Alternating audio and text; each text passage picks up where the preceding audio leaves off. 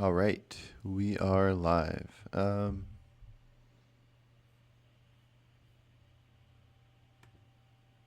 right, I just need to find a list of questions of sorts. Let's see.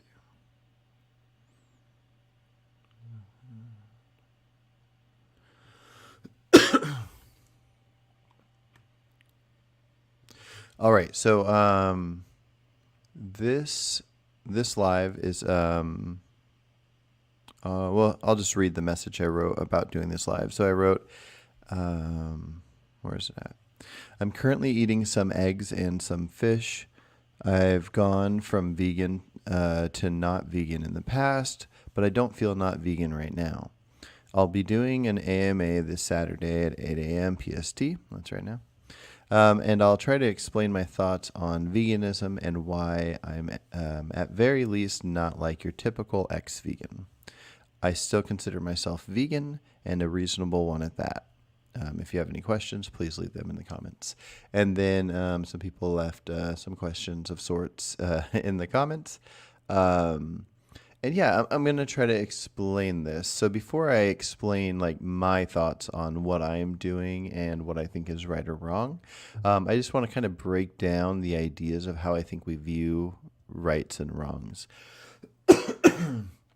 So basically, there's a couple layers of how we view what we should and shouldn't do. So when it comes to like the idea of like not killing somebody, we don't kill because the person doesn't want to be killed. So that's a reason to not kill. And then the same thing when it goes to suffering. If somebody is capable of suffering, we don't make them suffer because they do not want to suffer. And so when we do any action, we're choosing based on reasons. We decide to if we find that there's a reasonable enough reason to make a choice, we do it. So if you take the idea of somebody not wanting to be killed, you got a person, they don't want to be killed. So if you kill them, you're at very least going against this idea that they don't want to be killed. If they're trying to kill you and you kill them, we call this self-defense, but we call that a good reason because we don't want to be killed. So we will do this thing that is in a sense wrong. It's immoral because they don't want to be killed. So we're gonna do this thing that is wrong, but we have good reason. And then an example of not good reason would be if we could kill somebody because we just enjoyed the dopamine levels it gave us to watch them die or something like that. So everything that we do or don't do comes with reasons. And so when it comes to the idea of veganism, I've always championed the idea of veganism. I still do. I'm kind of concerned about where the definition lies. But the idea of veganism, like the only argument I've ever thought of that works at all whatsoever for veganism or against veganism would be that if it was healthy to not be vegan, which I'm not convinced that it's healthy to not be vegan. But I consider that a good enough reason. And so it's kind of complicated because we live in such a world of abundance that it's really easy. It's easy for us to be vegan and to be healthy. And if you imagine yourself in a place and time where, you're a person, you have a family, and it's just like every other animal in the wild where your only real goal is to survive and to have the ones you care about survive. That's what's like kind of programmed in us.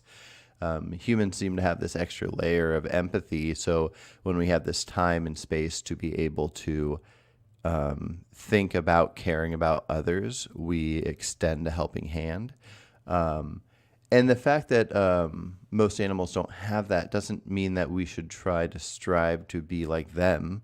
I'm not pointing this out to say that just because we have this thing, we shouldn't act upon it because other things don't have this thing. I'm just pointing out that we kind of have this this built-in thing to take care of ourselves and our loved ones.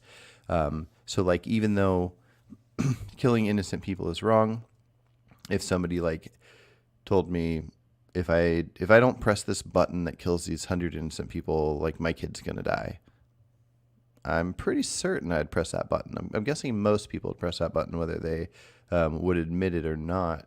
And it doesn't make that moral. The 100 dying is still an immoral act. This like horrible thing happened.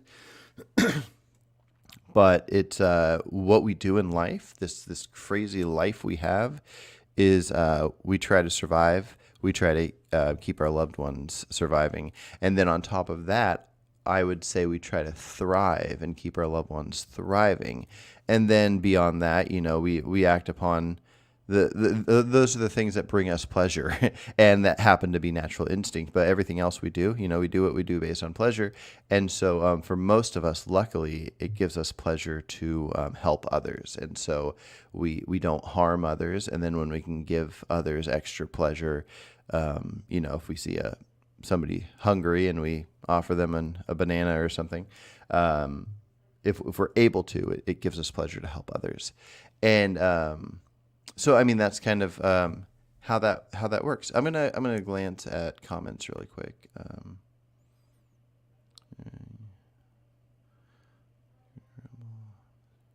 Okay, cool. Okay, so eggs and fish. Okay, so here is how I look at this. Health is important. It's to be in my mind, to be as healthy as possible, to have like energy and strength and all these different things that we view as health, is what it is to be human. We are the species we are. We are what we are, and to maximize that is what matters most in my mind. And a lot of us, because I mean it's complicated. I don't want to act like I'm a health expert or anything, but like in the U.S., I'd say about 70% of people are obese there, and a large number of that is overweight. And it seems like a big part of this problem is processed foods. We got all the sugary, oily, like candy bars, all the desserts, donuts, all these things. These things are cheap and addictive and whatever. And so there seems to be a problem. There seems to be a problem because most people, if they could just press a button and magically be at a healthy weight, they would. Now, for a lot of people, it's for looks, but either way you look at it, the thing that what health looks like is a good look. And so some people want it for looks, some people want it for health. But either way you look at it, this thing of being like extremely overweight because of unhealthy food, nobody wants. And yet they can't not do it. If somebody could like just get magic pills that would do it, they would. People try diets over and over. Most people have probably tried diets because they want this. So sure, we're kind of in a time where there's this idea of fat acceptance, and there's some people that talk positively about this thing. But for the most part, your average human, even most of those people, want this thing, and they want it more than anything else, and they can't even do it. That's how addictive these things are. It's foods we want. We think when we're hungry, we go, I want to eat these things, and we eat these things.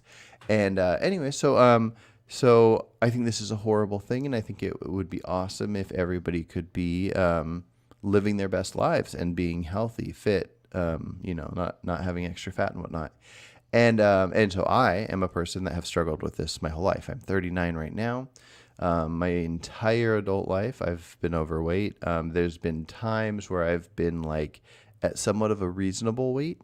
But for the most part, it's been, bubbling around like 250 instead of like weighing 250 pounds instead of weighing, I probably should weigh about 160 to 170.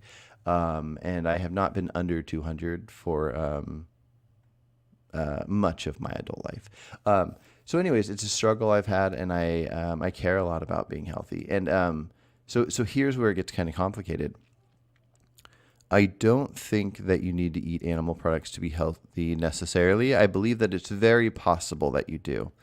Um, and I guess to get into that, one thing I want to say is, so a lot of people, including myself, will watch YouTube videos of experts talking about health, and sometimes non-experts, depending on what you want to call an expert. People that are looking at studies and sharing their thoughts and doing podcasts, talking with other supposed experts. And there's people that write books about this, and there's a lot of differing information. And we do this thing where we say that we've learned about health. So I want to point out something that I think is very important. It's kind of hard to define the word learn, but in this case, I would say that we're not learning about health.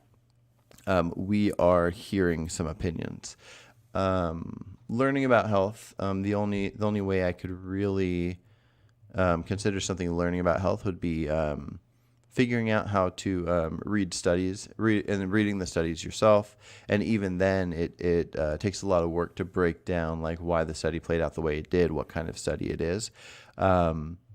But unless you can know that the person, anyways, the reason I wanted to point that out is I think it's important to be precise with your words, to be honest, and it doesn't matter how many books I read on health or how many podcasts I listen to or whatever.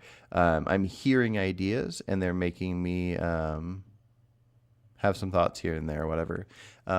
There's a guy I follow, Brian Johnson, who is vegan, and he seems to be one of the most thriving people in the world. So I definitely think that you can be vegan and perfectly healthy. I was actually doing something almost identical to what he was doing for a good couple months, and I seem to be the healthiest I've ever been. The problem is, like most people, I'll go a while doing something really good, but then because we're so surrounded by like fast food and all these desserts and all these different things, especially in this world with for us vegans, we're surrounded by all these unhealthy vegan things too, like the Impossible meats and all these desserts and stuff. And so I see these things, and then I fall off the wagon, and then I binge like crazy because I'm addicted to these foods, and they're addictive. Anyways, long story short, even though I think it's very possible that eggs and fish and meat and maybe even some dairy and stuff can be very healthy, and maybe some of it is actually important for human health. I'm not convinced it is, but maybe it is. That's not exactly the reason I'm consuming what I'm consuming. To me, it's not an idea of moderation. I don't think what would be best for all of the at least 70% of obese Americans right now. The idea is like moderation. Figure out how to count your calories. Figure out how to eat almost perfectly and then have cheat meals and all this stuff. I think what needs to be done is to view the foods that we can almost certainly call the problem. View these things as things that humans don't consume. So I've never done a drug aside from a couple times smoking pot, if you count that. I've never like tried one, and I love that I haven't, and I plan on never doing it. But if I would have got convinced to as a teenager, I could have gotten addicted. And then it would be the idea of getting off of this addiction. Smoking, never tried smoking. I tasted alcohol once in my life. I've never even tasted beer. And I view these things as things I never want to consume. I never want these things that I know are bad for me to ever enter my body. And the problem I'm trying to solve, for myself at very least, is how to take the things that I know should not be in my body, or at least that I don't think should be in human bodies at all, like processed sugars, most processed oils, these unhealthy processed foods that we're addicted to. I want to view, and I think everybody should view these things the same way we view meth and cocaine, and hopefully a lot of people view alcohol and cigarettes, where we don't want these in our body at all. So it's not even occasionally do this. It's not like I'm going to have the most perfect diet and then I'm going to use a little meth once a year. It's these things just don't go in the body because why put an unhealthy thing in the body, especially if you're going to become addicted to it? So I'm constantly trying to figure out ways to get myself off of these things and to view it as these are things I don't even consume. Kind of like going vegan. You view it as like, oh, like this is the body of an animal. I'm not going to consume this thing, so I just don't consume it. It's not part of my life. So in the same way that most vegans would, or I guess all vegans in a sense, like don't consume meat, but then also almost all vegans probably don't consume heroin. And so neither of these things are going to go back in your body. That's what I'm trying to do. I want to never consume processed sugar for the rest of my life. And so what I've discovered is that not only do I think it's possible that some animal products might be healthy, and we might find that out in the future. I'm not convinced of that. I plan on spending most of the rest of my life never consuming any animal products. But I keep that in the back of my mind, that possibility. And then also, I know I enjoy the taste of certain things. And then other things, I know that they have like certain levels of nutrients. And so if me consuming eggs and fish and then other healthy produce, fruits, veggies, nuts, seeds,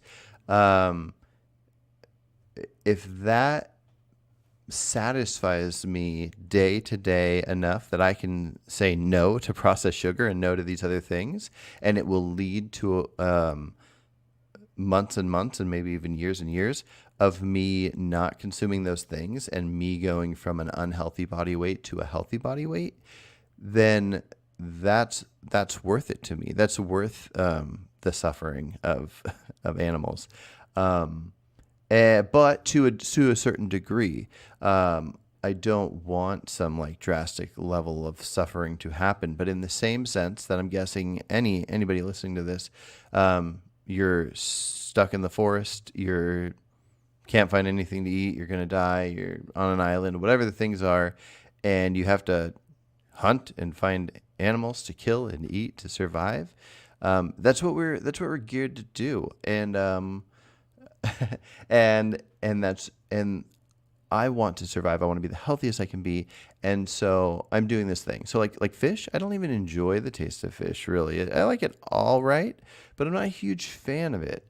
But it seems to, when I dabbled in trying it, pretty much for health, it seems to like hit a certain spot where it makes me be able to feel right at that time while I'm figuring these things out in life. The same thing with eggs.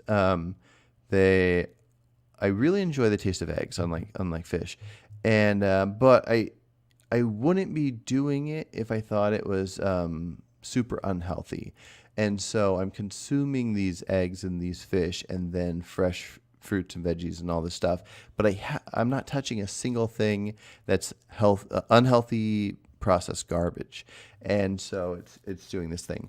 I also have these different layers of how I'm looking at this kind of stuff. Like, so for example, with eggs, I'm only eating pasture raised eggs. I'm not even eating free range. I'm not eating cage free. It's pasture raised only.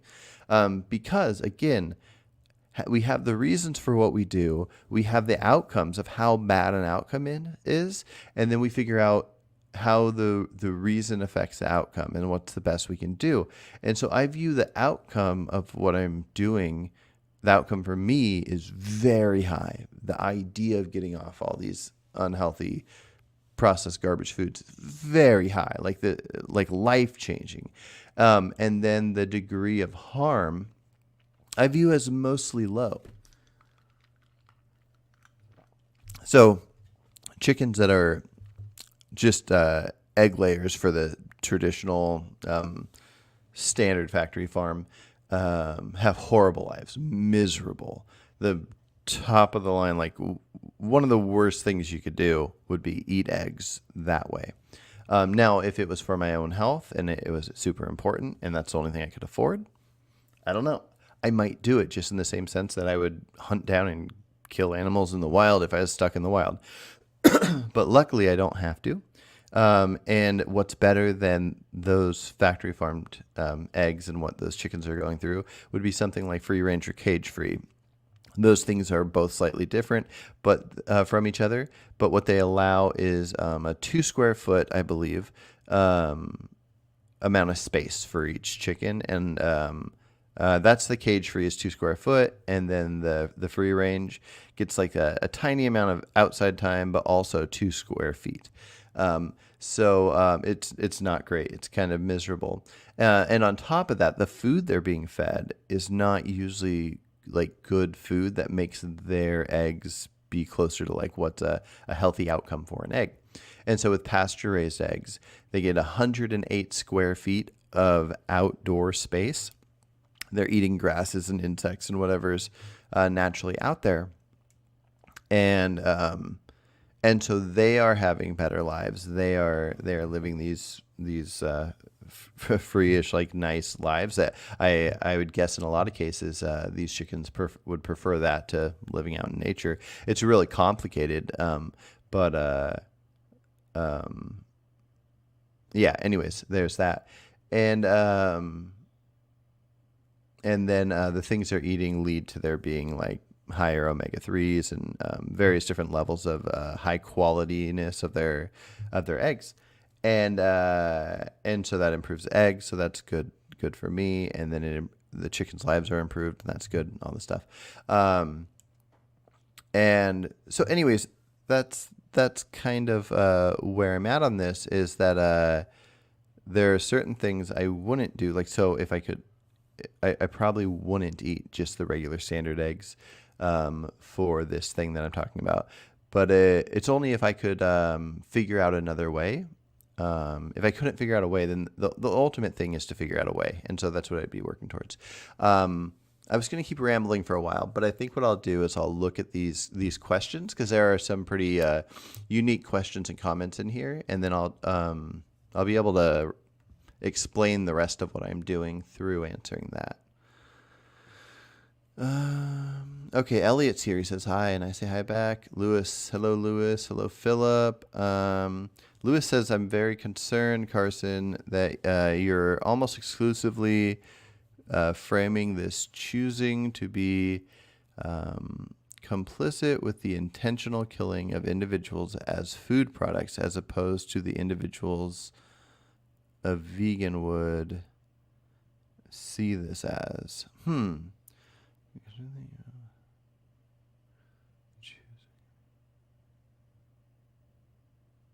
Yeah. Okay, so maybe let's look at it. Okay, so the killing of let's stick with the egg. So yes, there is killing involved, because in the egg industry, even with pasture raised, unless there's something I don't know about, this does still involve the idea of when chickens are hatched, the male chicks get killed instantly. They're either gassed or put in a grinder. One really cool thing, whether somebody was like me, where it's pretty much vegan, but doing a couple of things like eggs and fish or whatever. But even if you're not, you should want less suffering. So one cool thing that's happening in the UK, I believe, it might just be England right now, it might be all of the UK, but they basically invented a thing where they can detect in an egg before there's any hatching happening if it's male or female. And so laws have been passed, I believe. I'm no expert on this. I just became aware of this, most likely being a thing. So a law is passed that instead of when they hatch, they put them in grinders or whatever, that the males are just prevented from ever hatching, and they're just like killed in a way where there's never, I would assume there's never any form of feeling. I don't know how far along the egg has to be to like closeness of being hatched, what level of like sentience a an unborn chicken in an egg is. But anyways, this is a good advancement, and I'm guessing the U.S. will follow suit, and that's really cool. So in a world where somebody does eat eggs and they do pasture raised eggs, or people are like have their own like backyard hens and stuff, this would be beneficial as far as sentience goes for everything. So yes, me consuming eggs plays into that role. Now, this one's interesting because like I don't think there being worse things that could happen should make it acceptable to do something that's just less bad. But I think it is important to look at a lot of us look at things emotionally, and we don't sit back and look at what's really happening, like how much suffering and whatever is happening here. And so if you take 10 just hatched male chicks and throw them in a grinder, and you have that scenario here, and then you take the lives of 10 egg-laying hens in a factory farm or something, and they're living out their lives, not only is this one a bazillion times worse than this one, but even an hour's worth of time or half hour's worth of time of these 10 is worse than this one. In fact, one of the most humane things that could be done when it comes to any of animal stuff that we could possibly be talking about is something as simple as taking something that is just born, there's like almost no, like hardly a consciousness to it, and just snuffing it out. I'm not saying it's good. I think we just we get disgusted by certain things. So this idea of a grinder is disgusting. We find things cute, so the cuter it is. Like if it was happening to 10 snakes or 10 spiders or whatever, it'd make people feel a lot different than like a cute little chick or whatever. So anyways, I'm not saying there's no concern. I'm just saying that like there's that level. And then, okay, so I'm also eating some fish. And I like to say some when it comes to eggs and to fish, because I'm not just eating eggs. I'm not accepting of the egg industry. I'm eating very specific ones. And I'm also doing it for a very specific reason. I would not be surprised if in like a year from now, if I reach my goals of getting unaddicted to a lot of certain foods, and I work towards a perfect diet of what I view as a perfect diet, it'd probably look somewhat like what I did at the beginning of this year that I had a lot of success with, and what Brian Johnson does. So, lentils, veggies, whole foods, but like very specific and planned out to be like whatever's optimal for me to be at a perfect fit and healthy weight of being just optimal energy, all this stuff. And then I just eat the same thing every day because I'm doing it for, because that's what food's for. Food is for, it's not for just enjoying these things we can make. It's there to make us as healthy as possible.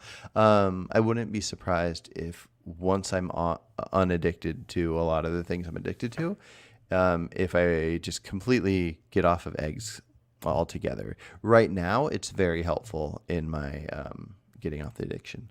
So anyway, and then the other one was fish. So in a sense, I'm going for the healthy aspect of it. I don't where I'm usually will only fish if like it's supposed to be low in mercury, and if it's got whatever the omega-3s, the B12, all the different things, and if it makes lists for being good for different things with like cholesterol and all these different things. But I'm also only doing wild caught, so I want to go near anything that was like farmed. I'm unsure if I accept that fish have like a strong level of suffering. There might be an element of discomfort. There might be a lot of suffering. I don't know. I'm not thoroughly convinced, which is why I find it easy for me to consume fish.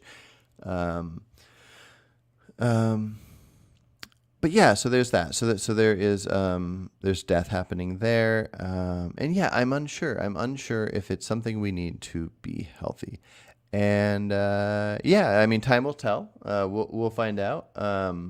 but it's not already there. I think some people think it's already there. Like, you know, the person that got me into health to begin with is Dr. Michael Greger. I have every single book of his. I really enjoy what he talks about.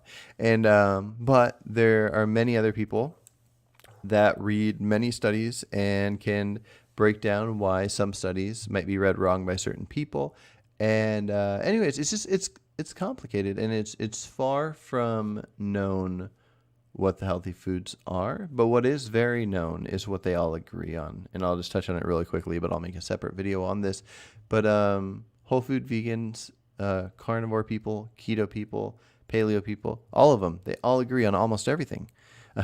The tiniest bit that they don't agree on is just the idea of meat or veggies. But what they all agree on is the processed garbage is the problem. And so yeah, anyways. But yeah, no, Lewis, I'm with you. I see what you're saying. And it's really just something that I'm willing to do to work towards this this issue that I have. And the issue is my ability to survive and thrive.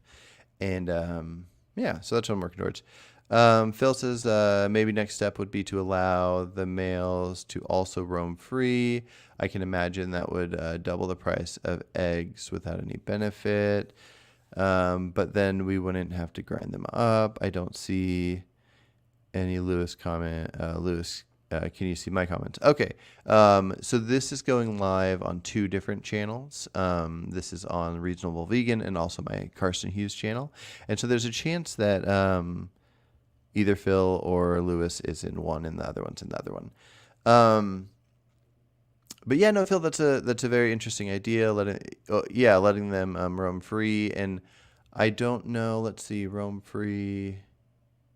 Yeah, that would be a cost if they, if farmers had to like kind of cage them, and there's no benefit to them having those roosters.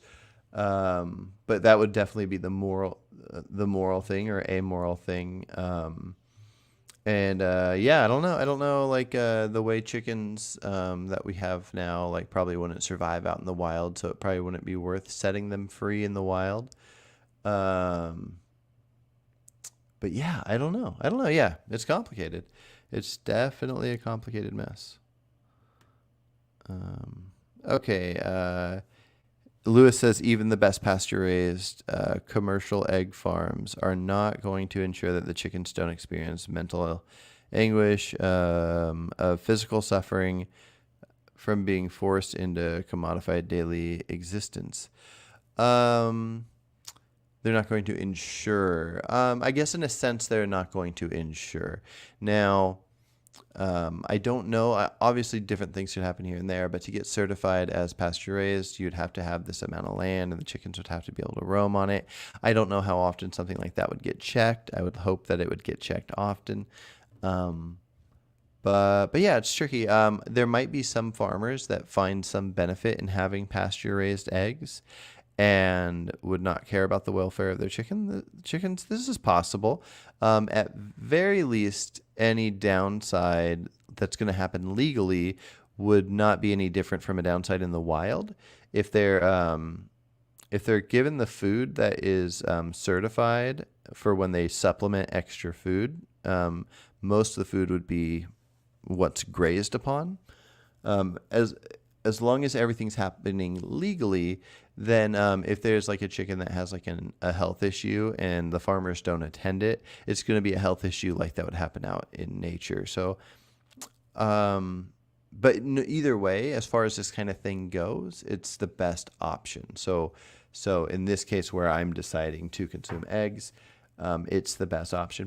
But again, the math equation of it all would completely affect me. If there wasn't this, if there was only free range or cage free and there was not pasture raised, then I would probably eat less eggs. I would eat some, but I would eat less. And I would feel worse about it. So, yeah. Elliot says, I've heard about the about being a thing in Germany, but not the UK. I live in the UK, by the way. Oh, gotcha. Yeah, when the last time I heard about it, I think I was re-listening to Peter Singer talk to Alex O'Connor, and that's I think that's where it was talked about, but it might have been somewhere else. I'm not sure. Okay, so let me get to these comments really quick because I think there's some important ones for sure. So Mike. Let's see. What is his? Yeah, Mike the Corn. Mike the Corn King. So he took my comment, copied and pasted it, but then swapped out words. He uses the word graping, which is how the only way a certain word can be used on YouTube. So I will use that word just like he is. And so he put my post where I said I'm currently eating some fish and eggs. And he just took the whole post and replaced it with graping women. So he said, I'm currently back to graping women. I've gone from being a grapist to not being a grapist in the past, blah, blah, blah. Okay, so anyways, he's going through the whole thing and showing like how different it is in a human context and how we can spot why that's bad. So yeah, what I would show of why there's a difference here is that it all comes down to reasoning. It's one thing is not like another thing, which is why you can like take a non-vegan and you can ask them if it's okay to kick a dog in the face, and they'll say no. They might be accepting of factory farming for whatever reason, even though elements of that are elements of like kicking a dog in the face. Because if you switch it over to kicking a cow in the face, they'll still say no. But they'll eat the meat, and so you got this whole issue where this action, is it worth the thing that's happening? And so if eating meat made us healthy, if like the only way to be our optimal health was to kill and eat animals, then killing of this animal, I would find that reasonable. If somebody just liked the taste of an animal, but it wasn't needed whatsoever for health, killing that animal is absolutely not reasonable. How would that be reasonable? At least I don't think so. Everybody can have different opinions on this stuff. And so same thing, like if a dog is going to attack you and you kick it, that's reasonable. If the dog's just there and you enjoy kicking dogs, that's not reasonable. And so same thing with this. So like with his example with the graping women or whatever.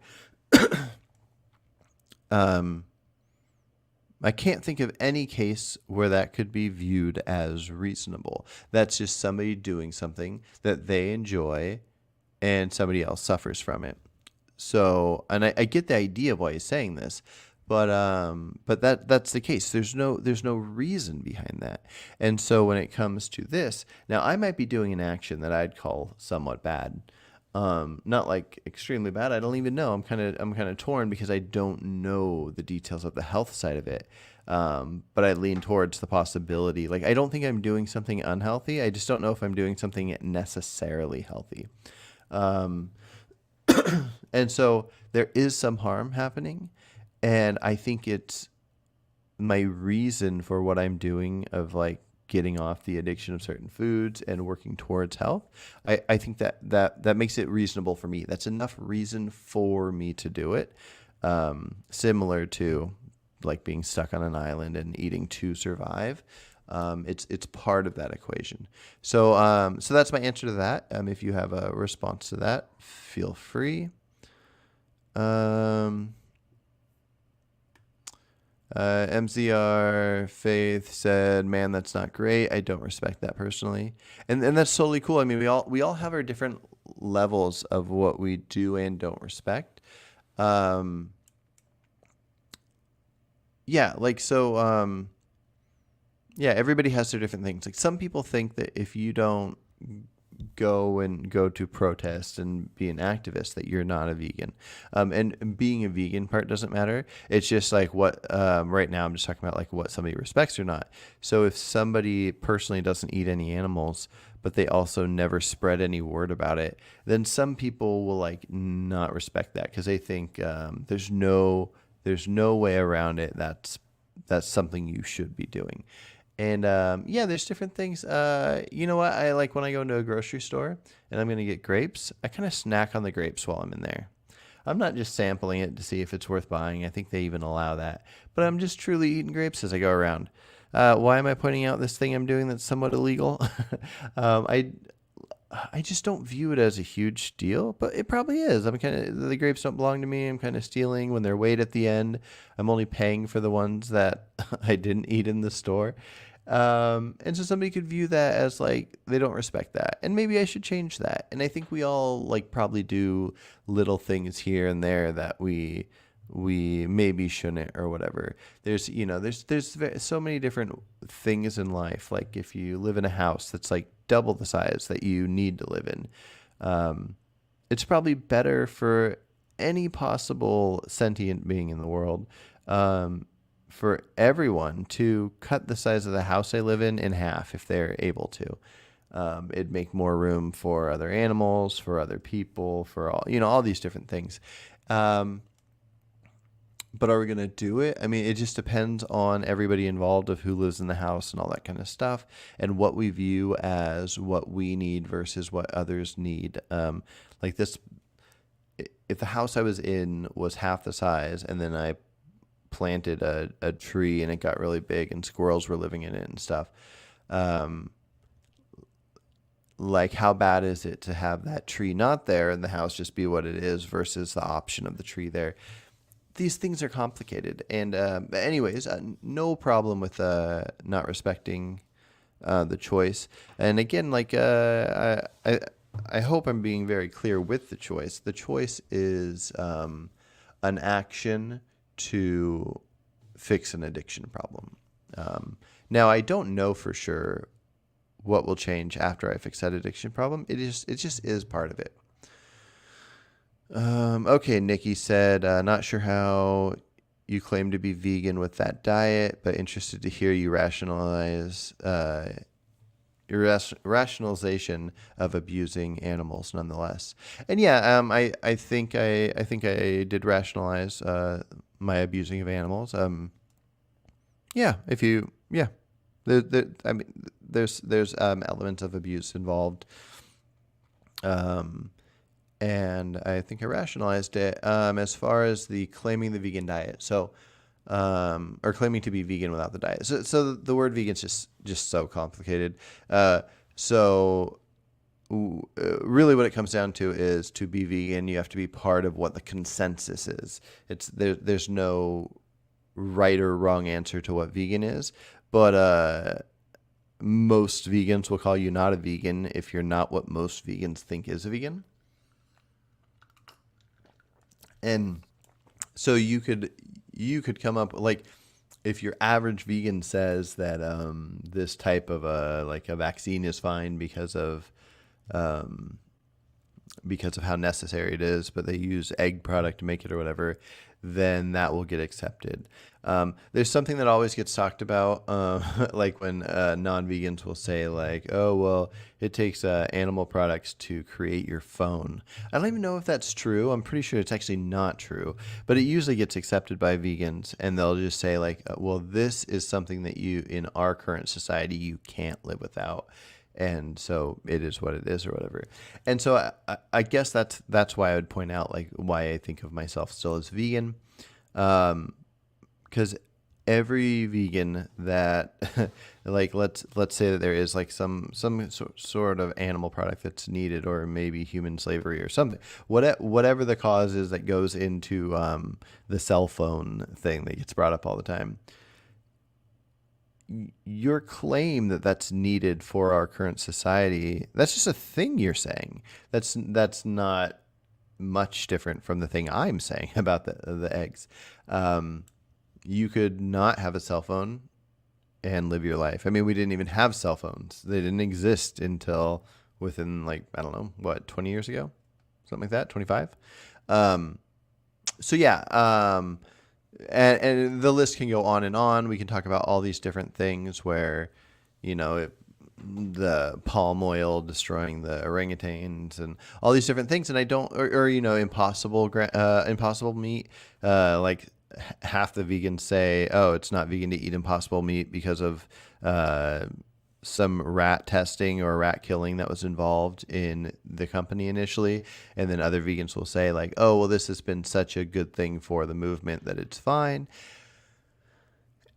And there's so many different things. So for me, when I think of the word vegan, what I think of, because I don't know another word for it, is this idea of having this strong focus on thinking that any sentient being, any non-human sentient being that most people don't care too much about, they have moral worth, and it's something I want to have conversations with humans all over the world for, and spend lots of my time working towards less suffering being caused to them, to these sentient animals. And so like that's a very interesting, not interesting, that's a very important thing. Like I'll sacrifice a lot of my free time, my time with my family, my time to do things I love, because of how much I care about this topic. And even if I didn't care to that level, which I do, then still somebody that doesn't even care to that level, but still feels the same way and would tell somebody that like what they're doing definitely has like a moral impact. Yeah, maybe another word needs to be came up with. I don't know. Like what does the word vegan even mean then? If if you can have a wild amount of people that would be like me that actively would be like spending so much time with their actions and their intent to protect the animals and have them not harmed and all this stuff, then the idea of this group of vegans is just silly to me. Like if there's like let's say 50 million people of what I'm talking about, like what I am, and also vegans are, and then let's say there's 5 million vegans that like 100% don't consume anything other than the few things that the general consensus says. Who cares about that group? That's a good group. It's awesome. It leads to other things, but that 50 is a way more important group. Not that I need myself to be important or whatever. I just I definitely think what I'm doing is worse than somebody out there that's not eating eggs. I'm just doing it for like a very specific reason. Now I hope others do the same thing I'm doing if it gave you the same benefit. But anyways, I wish I could do it without doing it, but I don't feel like I can. But yeah. Anyways, well, while I hopped over to the health thing, that is a thing I think would be very good for veganism. I really think that if the world focused on their health, vegans and non-vegans, more so than focused on the vegan diet, and then work towards the vegan diet, I think that would have more benefit for veganism. If every vegan right now just decided to be as healthy as possible, eat the healthiest foods, hopefully just fruits, veggies, nuts, seeds, beans, and get as healthy as they can that way. And if some vegans need to eat some fish and eggs or whatever, if they need to eat beef, whatever they need to eat to get them unaddicted to these processed foods, and then the world can see like, oh, all these vegans are healthy, this is this good thing, then I think that would have a way better impact on veganism than to have, I mean, people usually think of vegans as just because they're not eating meat, they're just scrawny little weaklings that look like they're from a concentration camp, which I don't really get that. There are definitely some thin vegans, but I feel like most vegans are pretty overweight because there's all the vegan desserts and fries and all the deep fried things, all the meats and stuff. And so I think that's a really bad image for veganism. But also, it's just bad health is no good. I think people need to figure out um, need to figure out their health. They need to. I think it should be a stronger focus, whether vegan related or not, and then we can go on from there. Because so many people are unhealthy. I don't know if that has an impact on studies that are done and trying to figure out what healthy things are. But if all the humans, if all of us, just were eating whole foods, like whether people ate meat or not, or eggs or whatever, if all the nonsense was cut out and everybody was like at a healthy weight, and then we could just study like, hey, does more, like some people think like the lectins from beans and seeds are hurting people, and some people think that the meat is causing cancer and all these different things.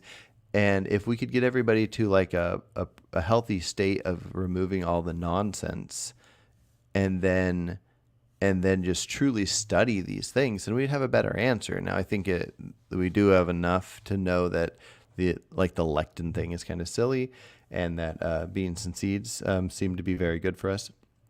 But who knows? There's a lot of testing that should be done, and I think it could just be done better if we were in a world of everybody eating healthy. So there's that. One other thing I was going to comment on. Yeah. One of the things I said was, at very least, I'm not like your typical like ex-vegan. And that's the thing. I want to have conversations with ex-vegans, because it seems like they just go from being vegan to just being not vegan. And they'll talk about health as their reason, but the why I want to like challenge these people that talk about health as why they eat meat is because you can't eat animal products for health while eating them unhealthfully.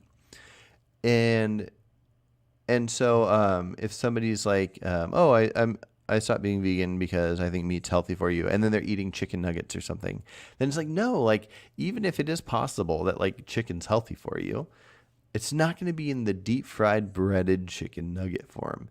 And so I find it very interesting that a lot of people just go from they were vegan to not vegan.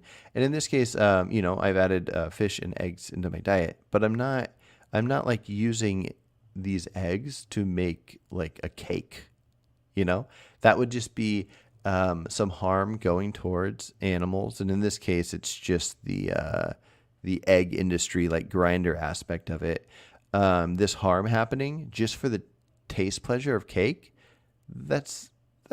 I find that completely immoral, to a level where I would never do it. And so if it wasn't for the sake of trying to get off this addiction and get to a healthy life, then like I wouldn't be consuming it at all. So that's why I view it as slightly different. Okay, let me see.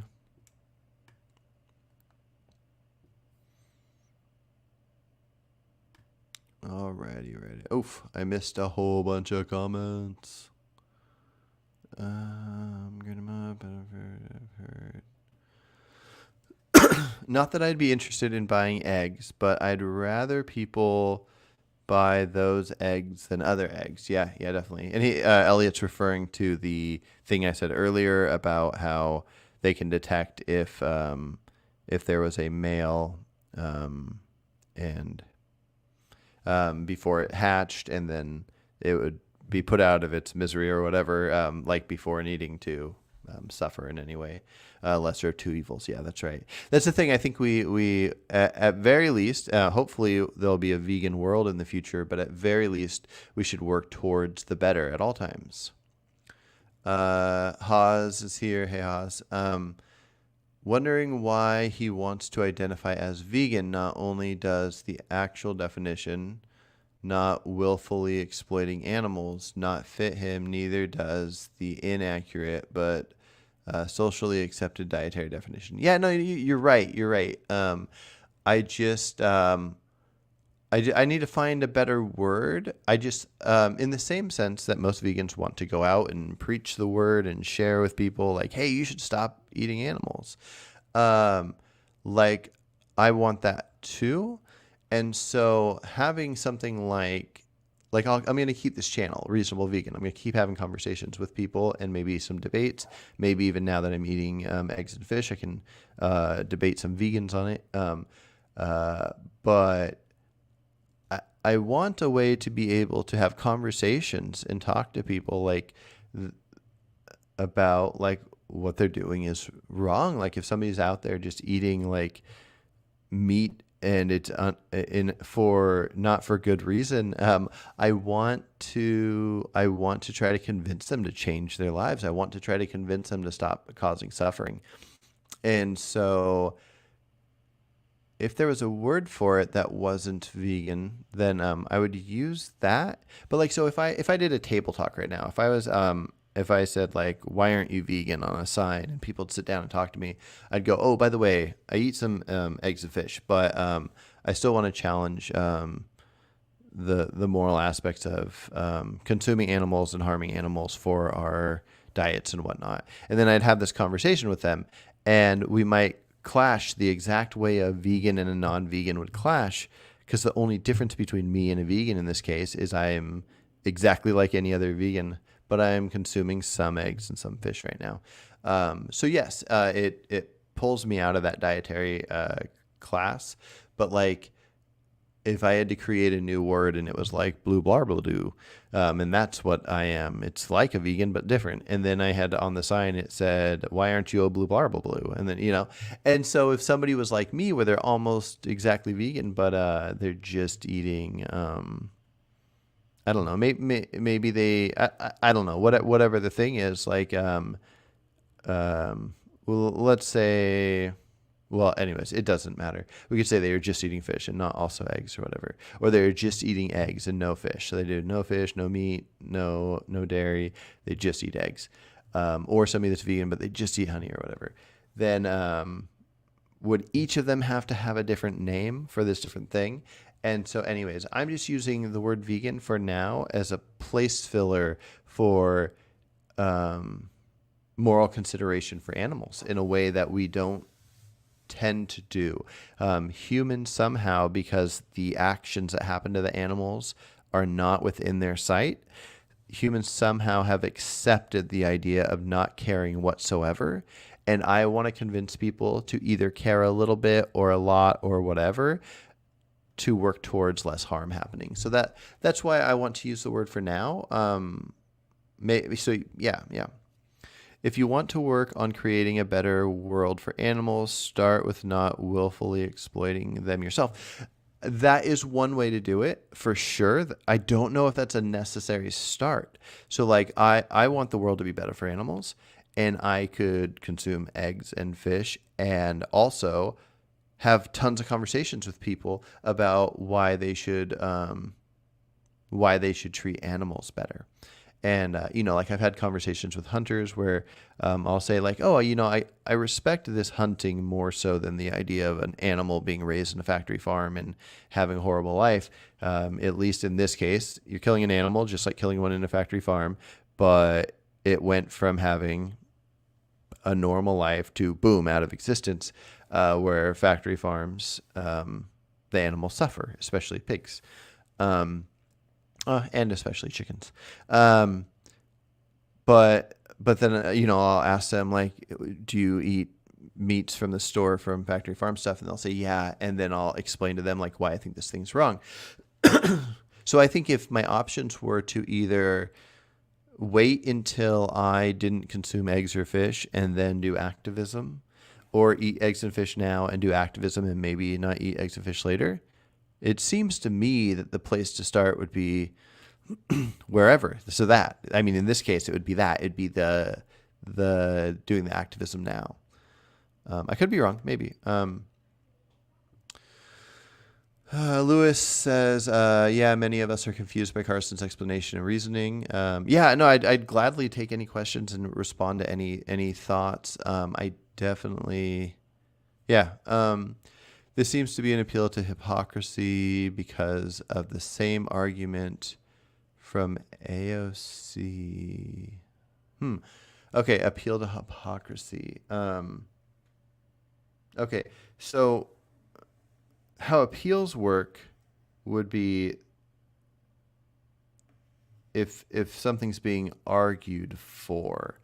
I'm not necessarily arguing for anything.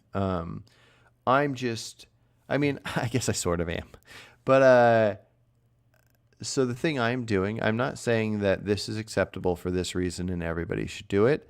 I'm saying I'm currently using these as ways to get off of addiction. And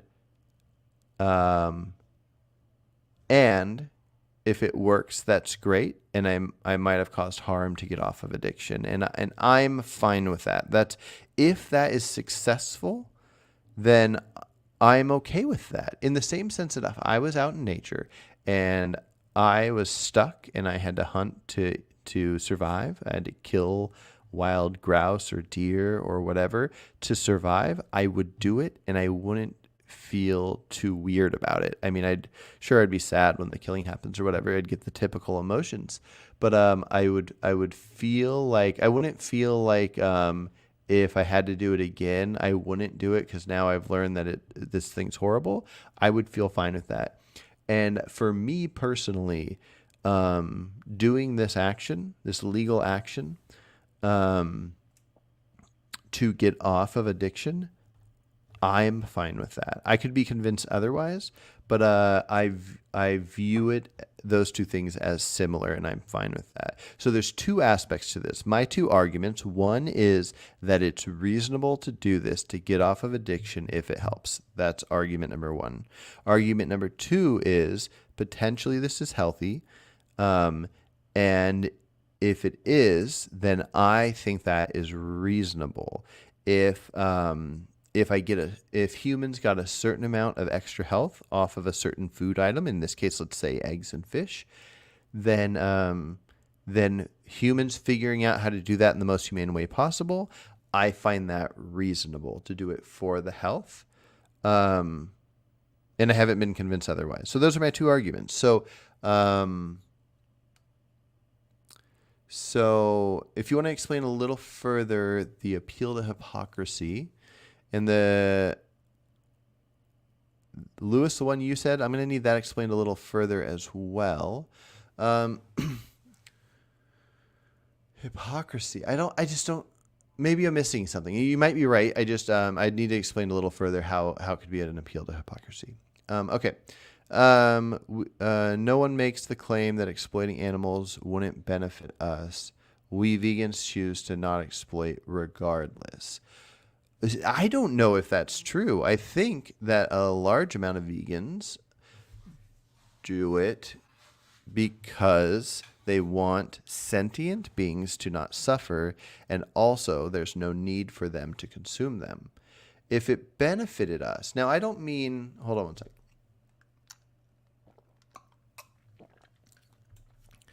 Now there's some things that benefit us that we could go, I'm going to do without this thing that benefits me because I don't want to cause suffering. So like riding horses. Let's imagine a time before cars and there's riding horses. Now I could imagine,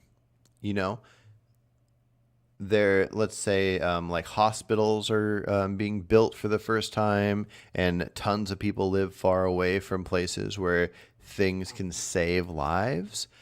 You might convince yourself like, fuck this, I'm going to ride a horse. I'm going to throw my sick kid on this horse and ride to the doctor and have this like surgery done that's going to save my kid. Where riding a horse for fun, not so much. And so depending on what the world provides, depending on the options, so in a world where there are no doctors and people just know what they know, and then the world exists and people can eat animals, ride animals, do all this stuff, somebody can go, I'm not going to ride this animal because I don't need it for my health or survival. But once this option comes in where now this person figured out how to save lives by doing these surgeries where normally somebody would just die from that, then you go like, oh, maybe I will sacrifice the comfort of this horse to ride it into this place. And now we have cars, we have all this different stuff. So there are sacrifices where you could go, this would benefit me, but I will sacrifice it. Which is why I probably would not eat standard factory farm eggs, even if it like benefited me, but it would be smaller amounts, maybe, I don't know, but probably I wouldn't. I would take that sacrifice. Where this, the harm is small enough that for the benefit, I'm willing to do it.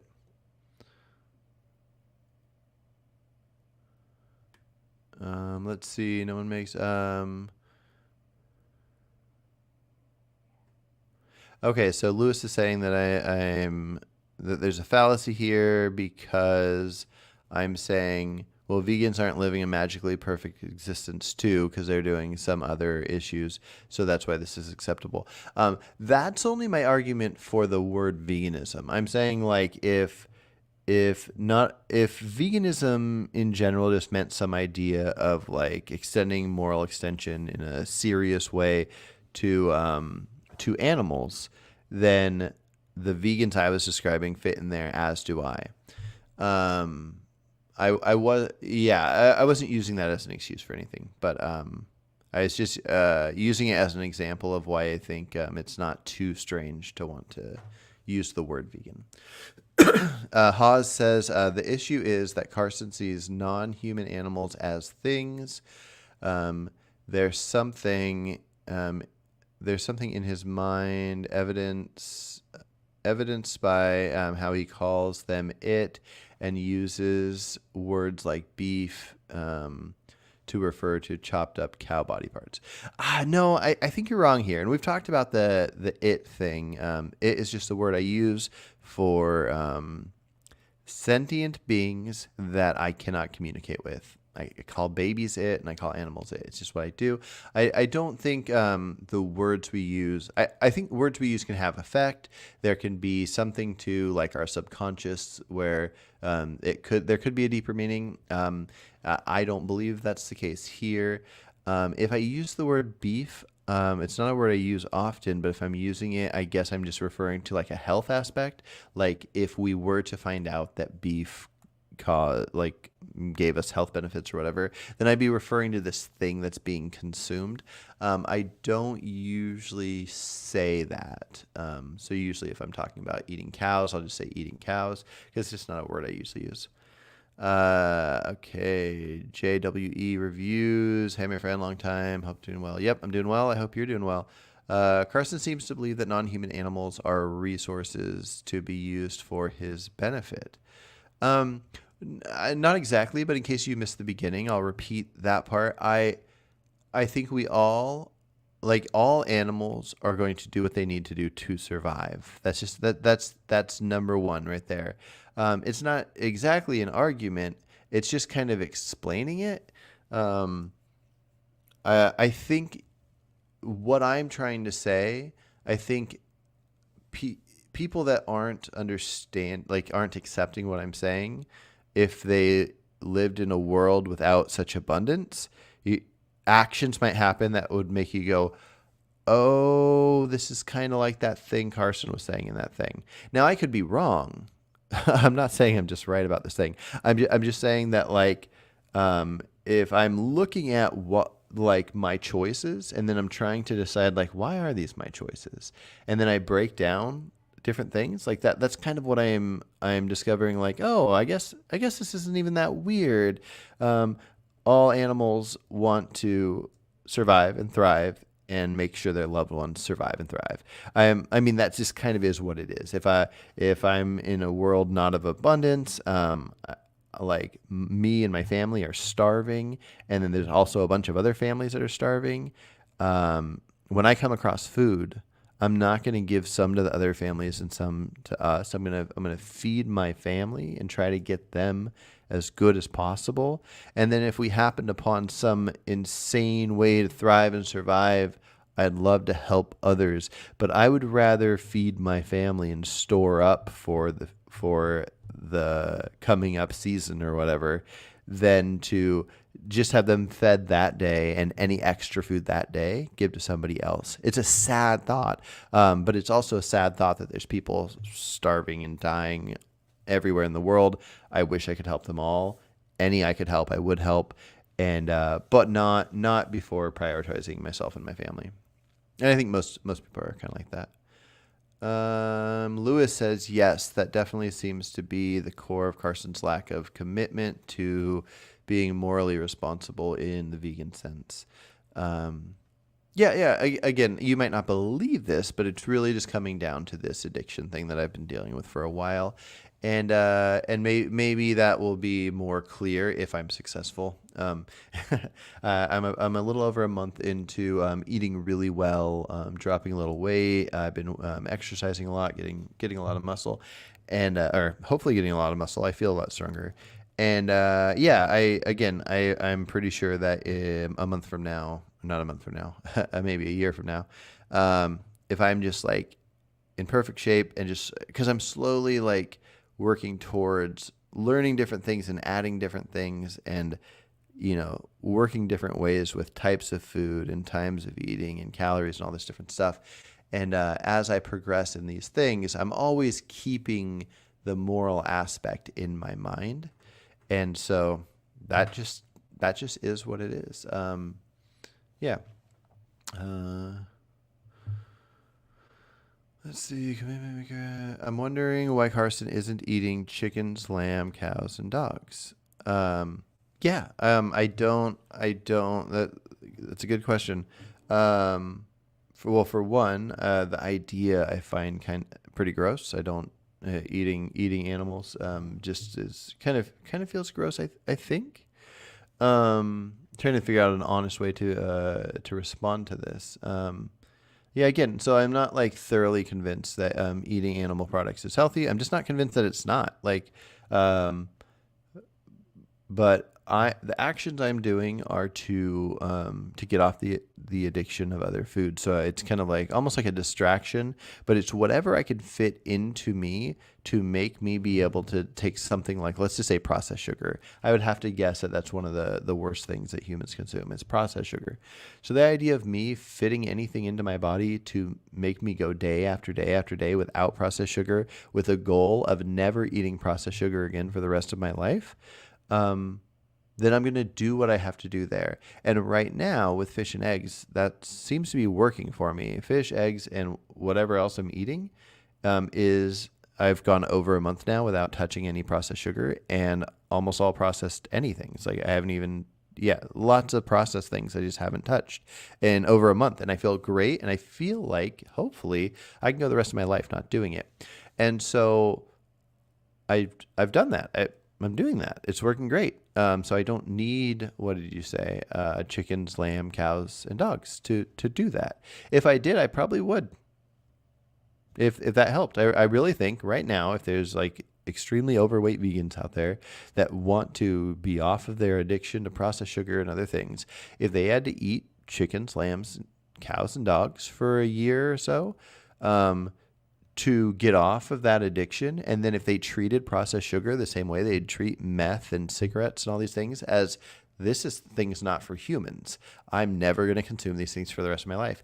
And then they work towards like adjusting their diet to not having those things. I'm all for it. That was my first criticism of Carson. I made that criticism in his personal YouTube channel. Why isn't Carson eating cats and dogs as well? Oops, I didn't register. You said dogs too. Haas says reasonable pescatarian. Yeah, I guess pescatarians do eat eggs. Because a pescatarian doesn't usually mean that it's just like fish, but no eggs and no dairy. And some pescatarians probably do dairy too. I think pescatarian would just mean that it's a person that does not eat other animals themselves, but eats maybe sea animals and then other animal products. Where I base my decisions on the morals of things. Like for example, when talking about farming and whatnot. In a world of animal eating, when the byproduct is something like manure that's being used, it's not a big deal to me. One thing I was thinking about the other day was if people use tallow, that's beef fat, to do something with. It being such an underused thing, which is fine. I doubt, I don't know if it's like good or anything or whatever. Like, let's imagine it was like magical for the skin or something. Somebody using that in a world where people eat so many animals, like that's not the immoral action because that's just a byproduct. Anyways, it's not just as simple as if there's something that is an animal product that's being used means that you might as well use all animal products. It really just comes down to the moral aspect of things. For me, anyways. Reasonable Malzoon. What is that, Lewis? I'm not familiar with that. Sui says, "Hi, Carson. Hope you're doing well. I prefer the taste of meats over plants personally." Sui, I'd be curious. So you're saying taste, but is it a health thing or just a taste thing? Jeremy's here. The special one. You do know about Challenge 22. You'll get free help from a dietitian or a nutritionist. It's so easy in 2024.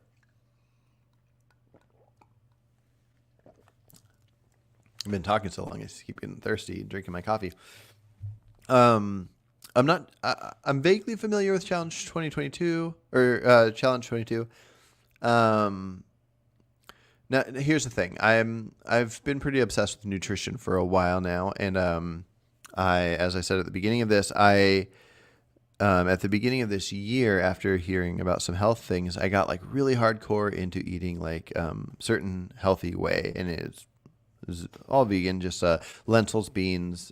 But I crafted like a diet where I'd eat the same thing every single day, and I actually did it for a couple months, and I lost a lot of weight, like 40 pounds, and all my blood work was fantastic. And it turned out that when I discovered who Brian Johnson was, which anybody listening, if you don't know Brian Johnson, check him out. He's vegan and very awesome, kind of, people might call him like a health guru or whatever. But anyways, it ended up being essentially, I looked at the numbers and it's almost the exact same diet that he does. But my addiction kicked in. One thing led to another. I was at some event and I gave in and ate some like Impossible Burger or some vegan donut or something. And then, I fall off the wagon and addictions work the way addictions work. So yes, I don't necessarily need the help of the dietitian or the nutritionist. I just need to take actions that get me unaddicted to foods in a way, to an extreme where I view those as foods I will never consume ever. And I think I can do it. I think I'm on a good track for it now. And overall, I think I will end up doing a diet that might be whatever someone would recommend doing there. This is just what I'm currently doing now. And with the goal, my mind always has the goal of causing the least harm to animals and spreading the word of hoping I can get others to cause less harm. Like I'm a very empathetic person. My just who I am, like, wants to put a lot of my time and focus into sentient beings not being harmed. So yeah. Jeremy said, "You've long confused psychological description with normative reasoning." Yeah, I'd be curious to hear a little more on what you mean by that. Yeah. I mean, I know what you mean in a sense. The psychological description part would be the addiction here. And some might not call it an addiction. There's addiction has specific meanings or whatever. But whatever it is that is making this processed food makes 70% of the U.S. be obese, and none of them wanting to be, and nothing they can figure out how to do in life is, The addiction is so strong that they can't figure out a way off of it. But yeah, that there's a psychological component to that. And then as far as normative reason, referring to our actions, the reason for our actions, the reason for my actions. I don't know if I'm necessarily confusing them. I mean, I might be. I really just don't know what you mean by it. So I have the psychological issue, and I'm describing that, and that's my addiction here. And then the action I'm taking is whatever it takes to get off of that addiction. I'm using that reason. But yeah, Jeremy, let me know what you mean. You can hop on here too, or just comment in here. Either way is good. Dillian says, no, bro. Carson is on the anti-sugar wagon. Dude, just eat fruit instead of items containing processed sugar. No. I'm not on the anti-sugar wagon. I like learning about different things. I was just listening to a podcast where somebody was completely condemning sugar, and then the week before that, I was listening to one where it was complete opposite. But no. I'm not anti-sugar. It seems clear to me that something to do with this processing of sugar. So, from what I understand, like if you process sugar, you take cane sugar or whatever, you just have like table sugar, and you take process other things that have like a certain amount of fiber in it. You add some of the processed sugar to it, and you essentially make a processed ball of what it essentially has the same components as an apple. From my understanding, it wouldn't be much different. You'd put that in, and the outcome would be about the same. The problem is with these processed foods, they seem to be like hyper palatable, and they seem to be more addictive. There seems to be something where we want cookies, we want donuts, we want cakes, we want whatever, where if somebody truly could do something in moderation, I hear about this moderation thing from people that are either always have been fit, and they're kind of a person that no matter how they eat, they will look fit, and they happen to also exercise and eat some things well, but they just are magical beings that are that way. Or it's overweight people that are talking about what you can do or whatever. And I'm one of those. I just don't talk about the moderation part. But I think what we'll notice is, me being an overweight person, that this moderation thing doesn't work. We'll tell ourselves like, we'll only eat this amount. We'll count our calories. We'll do this thing. And it just does not work.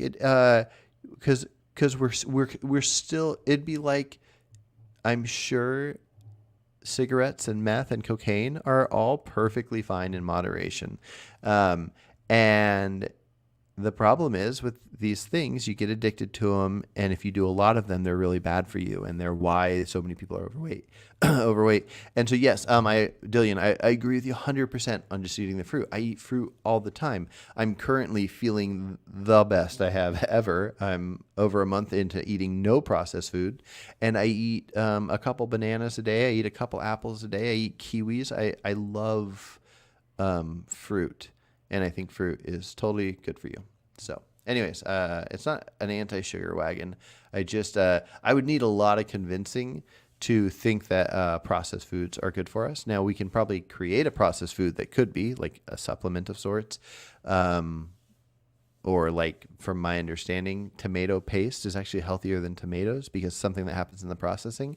But for the most part, it seems clear that processed foods are the enemy.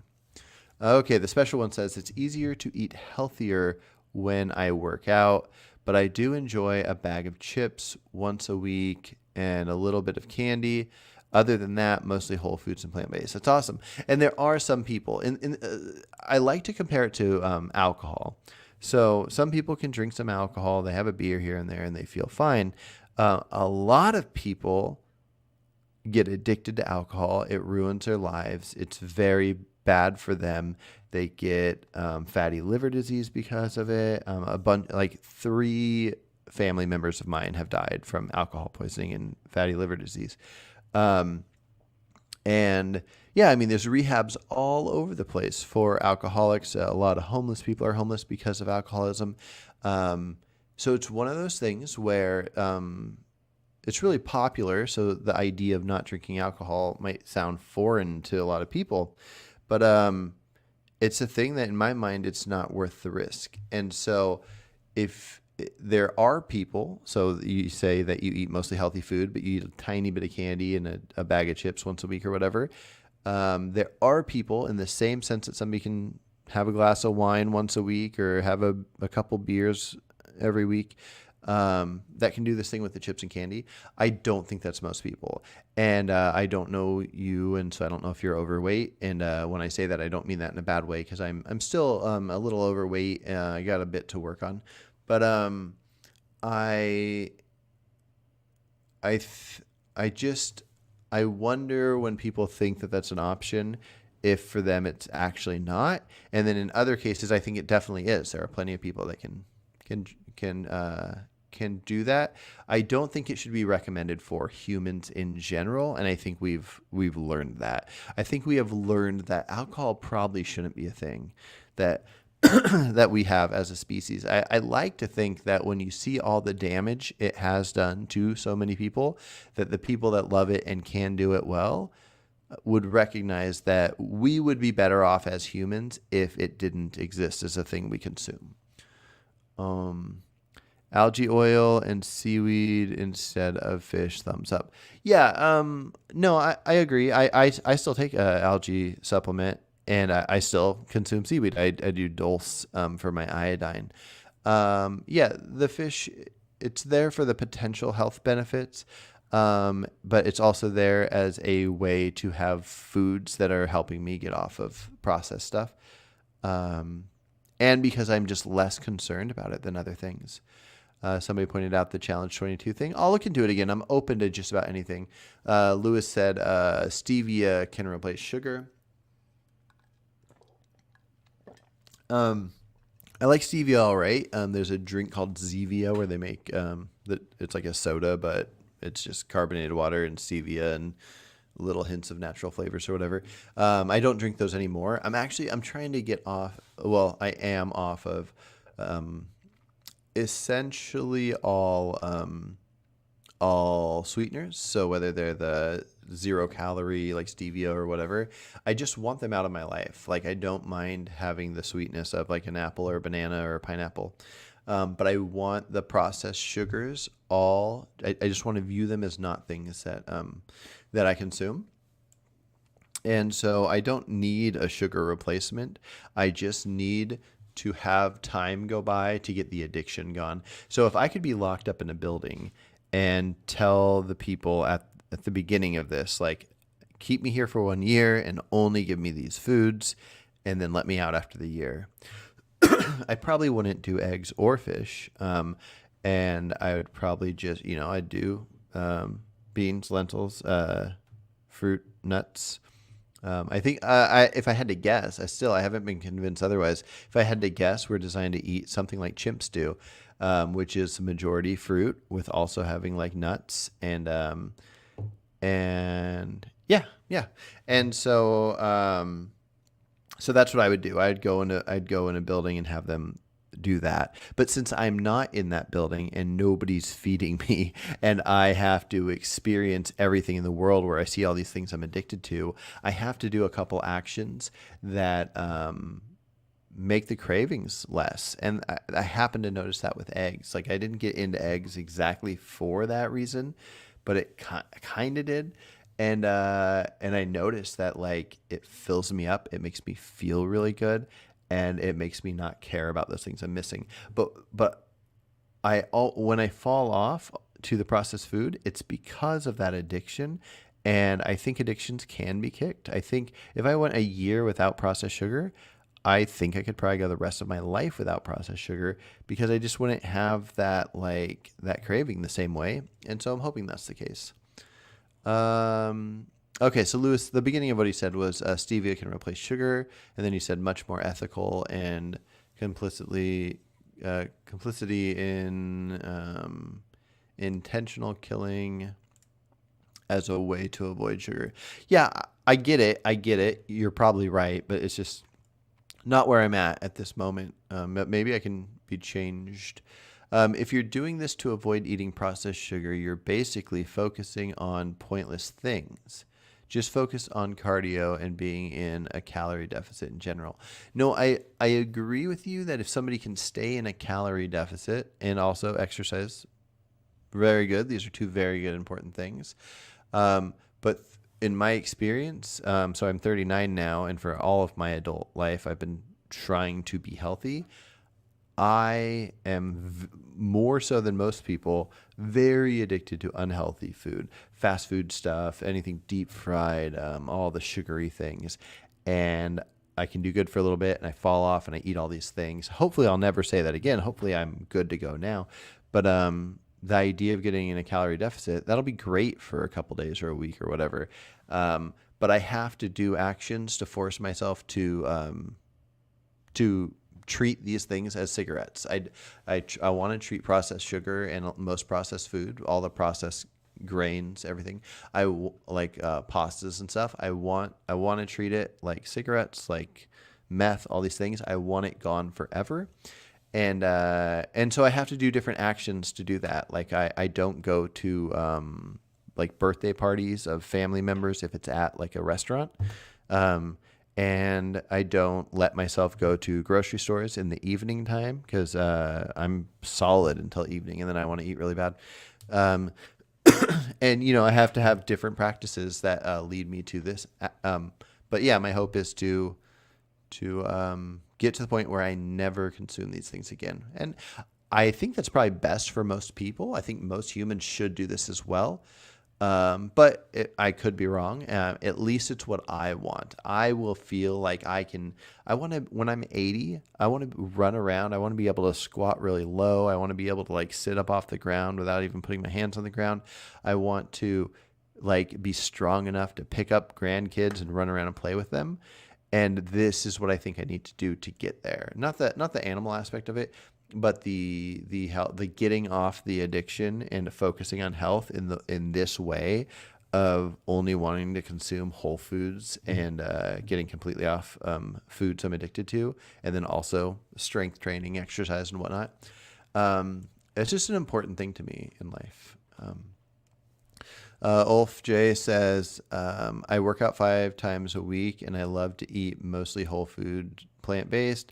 I track my calories and my blood work is good. Anecdotes are bad evidence. Of course. Yeah.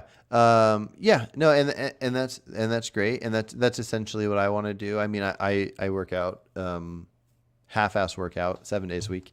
I do essentially calisthenic stuff. I try to do push, pull, squat. And I watch my nephew. I take him to the park and I'll just find things to pull up on or to do push-ups on or to squat. And I like to be active and eat pretty much whole food, plant-based, plus now a little fish and egg. And it'll be interesting because earlier this year I did very healthy eating and I got my blood work perfect. And I'm going to go in for blood work in about a month and a half. So we'll find out. We'll see what my blood work is like and how it compares. Adding the eggs and fish, like we might see the numbers go wild and I'll go like, ooh, I need to get away from this. So we'll see. Replace processed sugar with fruit. No, I hear you. And I do. I've stopped eating processed sugar completely, and I eat fruit like crazy. Let's see, Dillian, can make so good smoothies, taste like candy, and are healthy. Yeah, I'm kind of torn on smoothies. I'm not against them, but I try to eat whole foods in ways where, like, I don't know, it's slower to go in, and if I just eat a banana, then it seems to feel different than if I'm drinking banana. But but yeah, no, smoothies are cool. I'm not against the smoothies. What is true of tofu or tempeh that would render it ineffective as compared to fish, flesh, or eggs? in achieving your desired results. So my desired result is, as of right now, is to become clean from these processed foods. That's my only desired result. I'm okay. I'm okay with tofu, even though it's like and tempeh, even though they're somewhat processed. I haven't really had either of those much lately, um, but I haven't had. I don't feel like if I were to cut out the fish and eggs and eat tofu and tempeh, that it would help distract me the way the fish and the eggs are distracting me from consuming the processed stuff. Because that's kind of the thing. Like, I don't know if it's going to be like 3 months or 6 months, but once I go a certain amount of time without the processed stuff, I think I can safely say these are out of my life forever. I hope I can. I've thought I've been there before and I haven't. So it's really tough. It kind of scares me in a sense that maybe I could be 5 years into no processed sugar and still be scared that I will have it again. But yeah, so you're right. Tofu, tempeh, those are great things. I'm totally fine with those. I'm personally okay with eating those. Um, it's just that if I added those in as well, it would just be more things that would distract me from eating the processed food, and I'd do it. So yeah. I'm about to make a fruit smoothie. In fact, nice, Lewis. Have fun with that. When I work out, I crave lots of whole food, plant-based. Helps me a lot. Yeah, yeah. When I work out, yeah, I feel good when I eat really well, and I think I'm eating really well right now. It's almost all whole food, plant-based, and then some eggs and stuff or whatever. Um, it's not about addiction. Your body will react if you put it in basically. Let's see, a state of famine. Um, Ye- yes, maybe. No, well, I mean, okay, so addiction's a tough word, but there's clearly something going on. So, again, I'll repeat this. In the US, 70% of people are obese. So, there's something that's making people get the the cheeseburger and the fries and the milkshake and all these different things because they like go in and they give us the dopamine. We're really happy and everything's great. And there's nothing that people want more than to look good. In fact, I think there were studies done, and they would survey people, and they ask them like, would you like lose your eyesight if it meant that you could look like a supermodel, or would you sacrifice one leg? And it was just wild to see the things people would be willing to do if it made them be skinny and fit and look good. This is something people want more than anything. And yet, when we see this food that our minds know give us the dopamine, and sure, there's so many aspects to this. Like, I'm no expert. Differences between like dopamine and serotonin and all the different things. I don't want to claim to be an expert, but there's something going on where, because of how these things make us feel, that at certain times, whether it has to do with how tired we are, how late it is in the day, whatever, when we see these things, they make us want it so bad that we will sacrifice what we know we want even more, which is what everybody wants, which is to look good. Now for me, I prioritize health more because I plan for the future and all this stuff, but I also want to look good. And I think everybody, if they could like be just a healthy weight and have some muscle and be fit and whatever, everybody wants that. And there's something about these foods that makes us not care. It makes us go like, I want it, but I want this more. So humans want the foods they're addicted to. So if you had a human that wasn't addicted to these things out in the wild, that person, they might want to look good, and they might want to this, that, and the other. But for the rest of us humans, I'd say at very least Americans, we want unhealthy processed food first and foremost, and then we want to look good, and then we want this, that, and whatever. And so that's how scary the thing is. So Dillian, I just don't agree with you that it's not about addiction. When you say the body would react if you put it basically to a state of famine, Yeah, sure. If you want, but I don't think that's what this is. I think if I cut out everything processed and then I ate endless amounts of beans and lentils and nuts and seeds and fruits, and we have all these like abundance of foods that didn't even like really exist before the way they exist now. There's no famine feeling in the body. Now that might be if somebody cut their calories down to like insanely below maintenance calories or something, then sure, the body would like feel like it's in a state of famine. Um, but yeah, anyways, I either don't understand or I don't agree.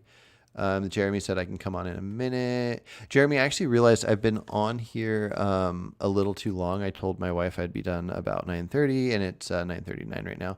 So I'm going to respond to a few more of these, but then I'm going to set up a talk with Jeremy in the future. So sorry about that. Ulf J says scrambled tofu, turmeric, pepper, onion spice. Yeah, a bunch of awesome foods that he's putting on a bunch of things. Nutritional yeast. Yeah, I eat all that. Scrambled tofu is awesome. I agree. I love eating scrambled tofu, and I think it's, if I had to guess, I think it's probably healthy. Getting used to working out takes time. Yeah, it does. I feel better when I do it. I feel amazing, and then I want to do it the next day. And I think the problem is when you go a couple days not doing it, then your body doesn't want it. And so I think our bodies are constantly trying to be as lazy as possible. It's probably an important way we've evolved, because you got to try to be lazy if you are an animal in the wild that's constantly doing all the crazy things, and you just want to relax. And we just want to relax at all times. I feel you need to go listen to Coach Greg. You'll be healthier than last time.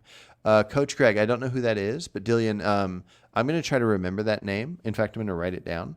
But if you could shoot me a message on Messenger about Coach Greg, that'll definitely kick my butt into gear into checking that out. I'm open to checking anything out. Lewis says, I haven't drank alcohol beverages in decades, literally. That's awesome, dude. Yeah, so I have various different personal reasons for why I never wanted to touch alcohol. I had my first taste of alcohol when I was 23. Some friends talked me into it.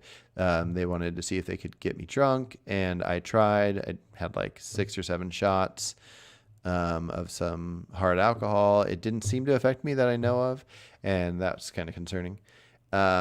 And there might have been another day that I took another shot of something. But aside from those couple times when I was 23, I don't think I've ever, the only other time would have been a joking sip on a glass of wine that was free and offered at a dinner thing, and me finding it disgusting. But yeah, so I haven't touched alcohol, and I'm glad you've been off of it, if you are glad you've been off of it. I'm very anti-alcohol for various different reasons. I hate the car wrecks they cause. I hate how it seems to affect people's lives. But I also recognize that some people drink a beer and enjoy it, so no judgment to them. But I do think the more moral thing might be to be against it.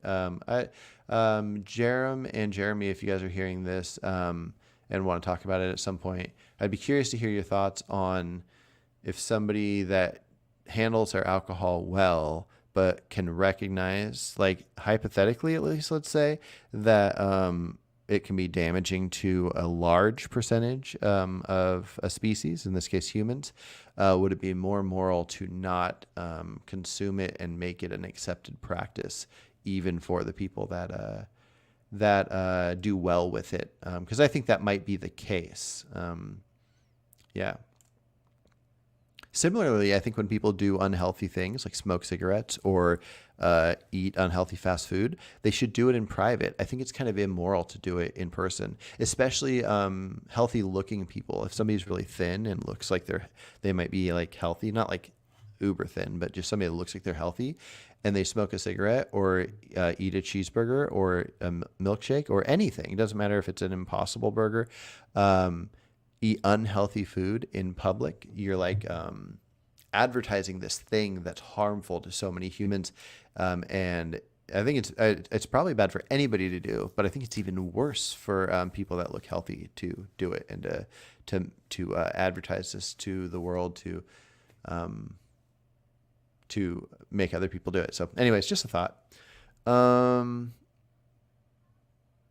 Okay, yeah, yeah. That sounds reasonable as I start drinking. Sounds reasonable morally, though. I'm not only, let's see, because of health. I'm not sure if I understood that, Jeremy. Sorry. Can't you go back to eating bivalves? They seem not sentient. Better to eat them. Yeah, morally, I'm more in favor of eating bivalves than these other things. Eggs, I'm not really morally opposed to. I mean, I kind of am. That's another example, actually. I was talking about earlier, like the difference of different types of vegans. So, in the sense that I pretty much consider myself a vegan, even though I eat these things, that makes it seem silly that I say that.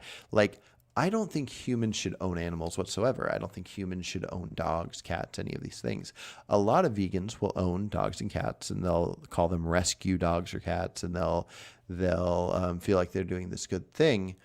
And if those pets are eating animal products, then that's really bad.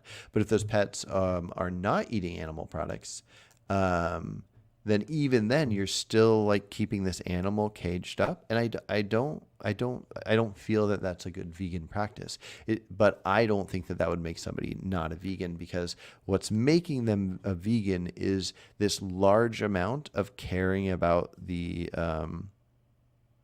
well-being of animals and not wanting them to suffer. And so that's I want to point that out. But as far as the bivalves go, yes, I think bivalves have some health qualities to them. There's definitely no downside. Like the bivalves just aren't even a question for me. They just fit into the category of plants, unless we find out that they're sentient. Then it's not even a this or this. It's just that the fish and the eggs, I think at some point, I hope I don't do them. I prefer not to do them. I think it's there's a morally negative side to it. I don't with the bivalves, but so and I do some bivalves. Again, right now it's not about finding the perfect diet.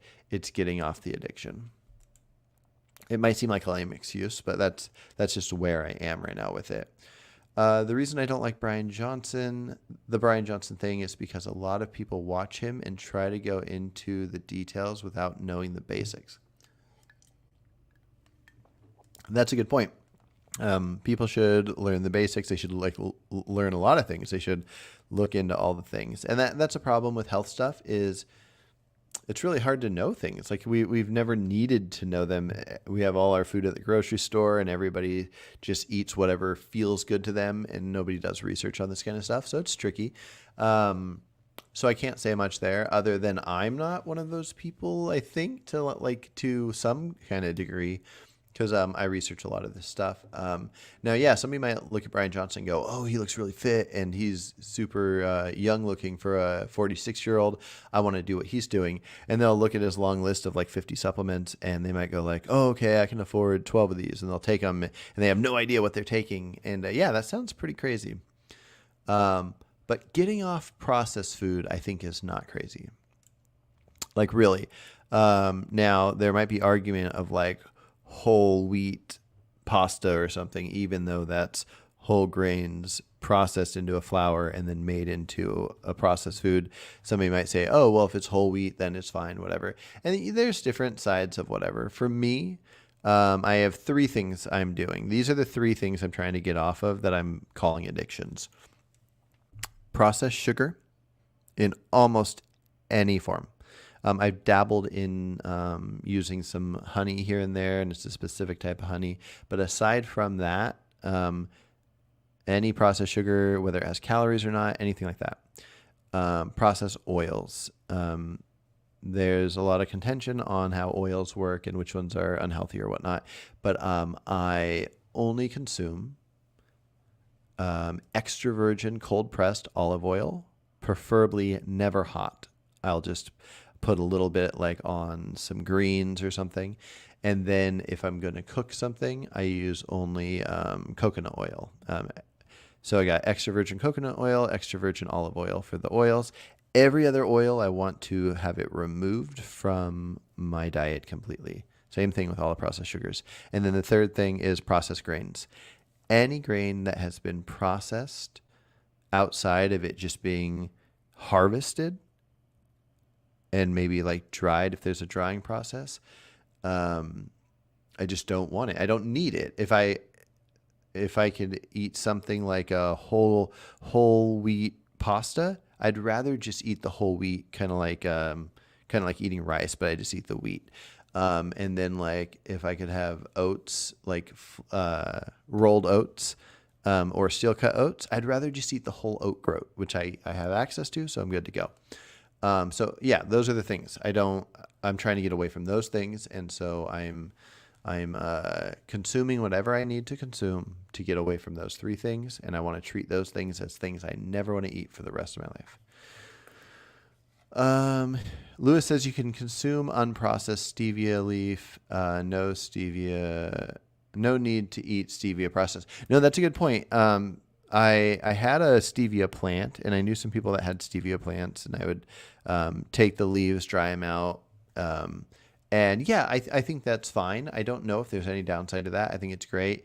I try to eat everything I can fresh. It's fine if it's frozen, but fresh. But there's some things I don't like. I grow a lot of herbs, like especially oregano, and I'll like grow the oregano, cut it, let it dry, and then break it all up. Put it in a grinder and use the dried oregano. So same thing with stevia. If I grew it, I'm fine with it. I just don't have a need for it. But I think it's cool. I think stevia is cool, but I don't. It doesn't like stop me from wanting like donuts and cakes and all those things. So I'm just trying to get the processed sugar out of my life. But yeah, anything whole for sure. So like, there's some undecidedness of like juices, but I'm staying away from those in the same way like processed sugar is pulled out of beets or sugarcane. Juices is removing it from its fiber and its whole source. So I'm not doing juices. So same thing with anything else where if you take this whole source and remove it, but I'm trying to just do the whole foods. I eat a calorie deficit and work 5 days a week and lifting weights, 15-minute cardio, use foods. Cool. Yeah. No, I dig all that. And Ulf J, we should do a talk sometime. I think you might have said that there's maybe an accent or a language barrier, but I might be mixing you up with somebody else. But anyways, if you're up for it, we should do a talk sometime. I'd be curious to hear more about your health journey. Lewis says, Carson, I highly doubt you were more addicted to junk food than me, yet I have no problem maintaining a vegan lifestyle. No, fair. Yeah. Like I said, I want to get to the point where I don't eat eggs or fish unless I find out they're healthy. I want it. Very important thing that if over time the studies lean more towards all animal products being unhealthy, then I will be working away from animal products. If animal products become something that studies will show are necessary for various things, like I think I heard something recently about creatine having this effect on brain function, and like intelligence is a bad word for it, but it's something like cognitive function, and not that matters because so creatine is in like meat and whatnot, but I take a creatine supplement, and so it's totally fine to get it in the supplement form. But that's just a perfect example of if we were to find out that something like creatine or something like B12 that we thought these supplements would work, but it turns out it's having a negative health effect on us, I would eat whatever I had to eat to get the creatine and the B12 in whatever doses I needed to, and I wouldn't do more for taste pleasure. I would just do what I needed to for health. And so there's that. Yeah.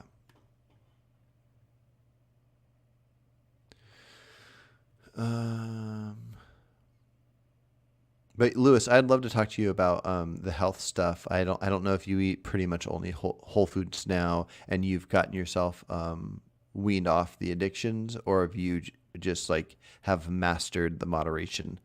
But yeah, Ulf J. Okay, you're talking about weight in kilograms, which I could do the thingy to find out what that is in pounds, but I'll have to do that later. And yeah, I'll probably kick the eggs. We'll see. Oh man, I gotta hop off here. I'm gonna try to read through a couple more of these. Jeremy said if I were to start eating the corpses who's killing, I've seen so many times, I'm pretty sure that that would cause me to drink a lot more. Yeah, yeah, I could see that for sure.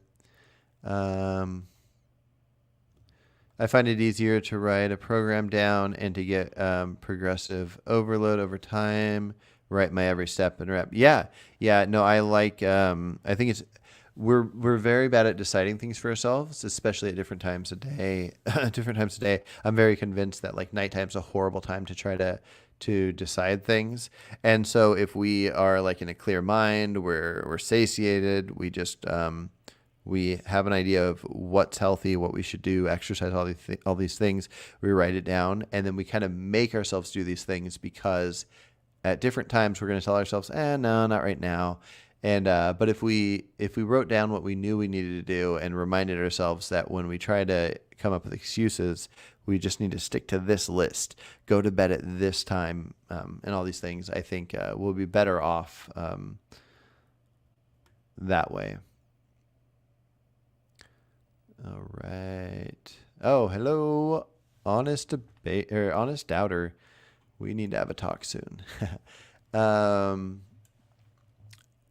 they say eating dogs, cats, and toddlers can help people kick addiction. Um, yeah, I mean, part of it comes down to a legal aspect. I want to kick addiction, but I wouldn't do something like consuming a toddler that would put me in jail or anything.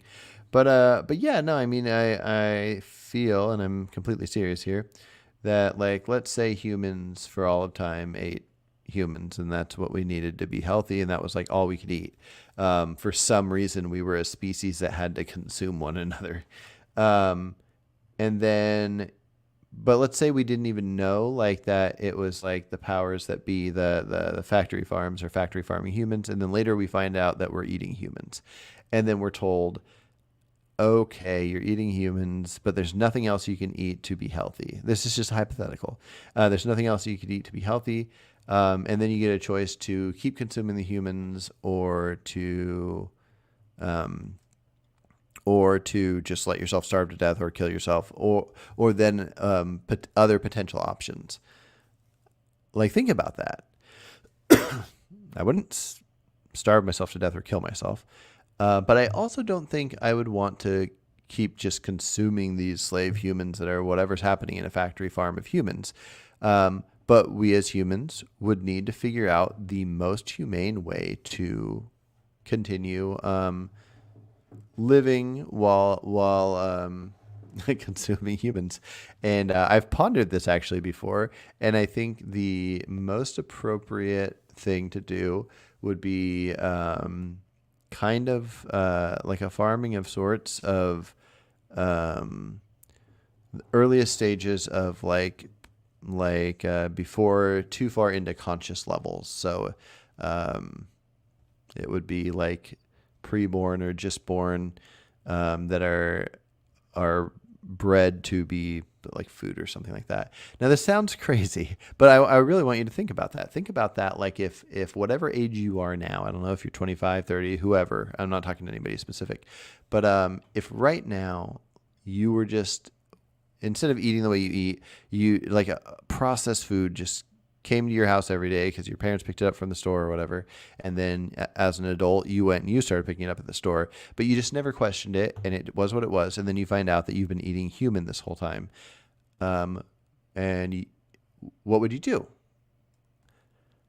And then you find out that you have no other options. I'm curious, people answer in the comments. Would you just let yourself die or kill yourself, or would you figure out the most moral way to figure out how to live? That's what I do. I'm going to answer a couple more of these. Just like frugivores, like simians, are still considered frugivores despite sometimes rarely having grubs. I do think you are still vegan if you're 99% vegan. Yeah, for sure. And yeah, some people might not even view it as 99% because if you take the animals people happen to consume and the animal products people consume, and then you take a look at something like eggs and fish and maybe honey, and then whatever else, it might not even seem like 99%. But so much of veganism has to do with other things, the clothes you wear, and like in my mind, it has to do with partially the mindset, but more so the actions from the mindset, like conversations you have with others, and your intent for changing the world in different ways. So yeah, I'd call it like myself like 99%, something like that, somewhere between 90 and 99, probably 90 and 100, somewhere in there.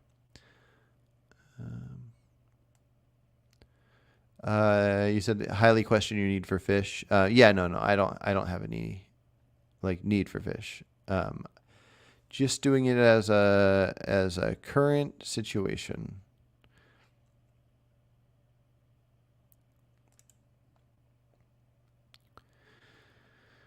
Either you're against exploiting either you're against exploiting and using animals, or you're not. There's no 99% vegan. Yeah, as far as a diet goes, as far as what you consume, yeah, there's no. Well, there is 90. There is whatever percent there is. If you have 100% one thing, like carnivore people like Jordan Peterson that only eat beef, that person is 0% vegan diet. Where your average person is probably more like 30% vegan diet. And then 100% would be 100%. So yeah, there's definitely percents. But the 99% that Honest Doubter is talking about is more of an overall way of living and not just the diet. I'm guessing. Yeah. Cool. Okay, I got to go. I really had to go a half hour ago. But anyways, I hope some of this made sense. If anybody has any questions or thoughts on it, please in the comments or on my community section or something, ask some questions. More importantly, though, I'd like to talk to people face to face. So if anybody wants to, I don't know if it'd be like a debate, but like a conversation, I can easily be swayed. Right now I have a specific thing I'm going for, but I'd be curious to hear ideas and thoughts and challenges. So, anybody can email me, shoot me a message, give me a phone call if you have my number. But yeah, if you want to talk, let's talk. And anyways, take care, guys.